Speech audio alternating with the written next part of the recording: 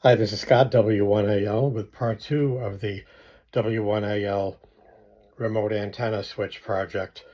So let's first go over some of the pricing of the items that are required to complete the project, and then we'll show the completion of it. How's that? All right, first item is, of course, the enclosure. It's basically a data switch. Find it on Amazon. It's got three BNC connectors on the back, and that was a price of $19.95 at Amazon. This is the relay, $35.96. Coaxial relay, 26.5 volts DC by Amphenol. That serves as the core of the project. It is the actual relay that will switch the antennas, the two antennas that you want to switch. This for $14.75 is the power supply. I found it on Amazon for that real low price. It's actually an AC/DC adapter by Upright for a cordless vacuum cleaner. This for $7.95 is the smart switch put out by Gosund, and that is the unit that this unit that I'm building will plug into to allow you to remote switch. These are the BNC cables. Two of them, you can cut them in half and use those to connect inside the enclosure. They're a foot long each. There's two of them for $7.69 at Amazon. This is of course, the AC connector, the two blade one, and that goes inside the enclosure and connects to the plug, and that's only $2.59. This for $6.99 is the 1 foot extension cord that the two blade plug will connect to the charger, and then the charger plugs into the cord. Total cost $93.22. That's assuming that you don't have any of these items in your junk box. I had some of them. So your cost could be quite a bit less than that, but not bad considering these switches are very costly if you try to buy them commercially. Granted, this is only one switch to switch two antennas, but still, good buy.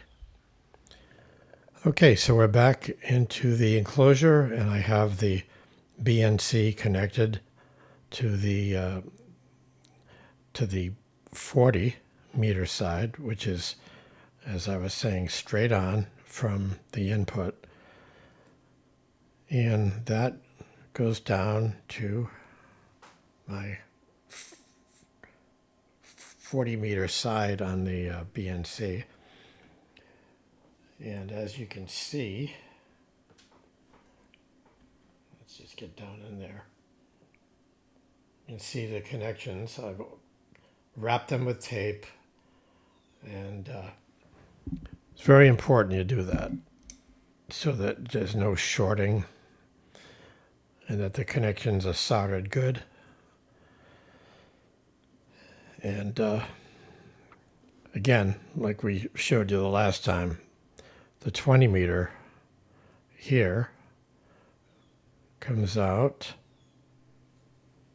to this side, as indicated, 20. So what we're going to do is we're going to put this transformer inside here along with the AC plug that I have here. And just you notice, of course, that I have the AC plug exiting from where the former switch was. There was already a hole there, so I just decided to leave it and use that as the exit point. So we're going to go ahead and put the cover on this, and then we're going to go ahead and test it. Now, I tested the relays, and the relays do work, but in a workaday hamming, you want to make sure that there's no RF issues and so forth, and that it'll be something that can be operation daily. I use a lot of FT8 and FT4, so a lot of digital. So, I really want to see how this performs over the long term. So let's give it a go. Okay, so I just switched the switch to the on position, and now we have 40.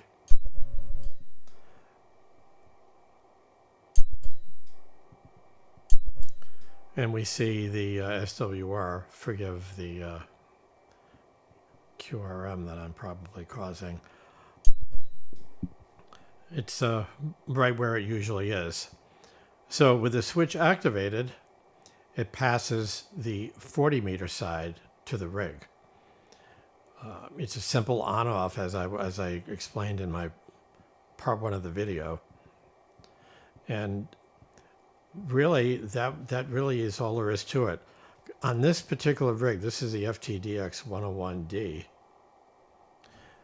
This particular rig has 3 inputs, and my 3 inputs were already used up. So necessity is the mother of invention. I went ahead and figured out a way with some help from looking at YouTube videos and things.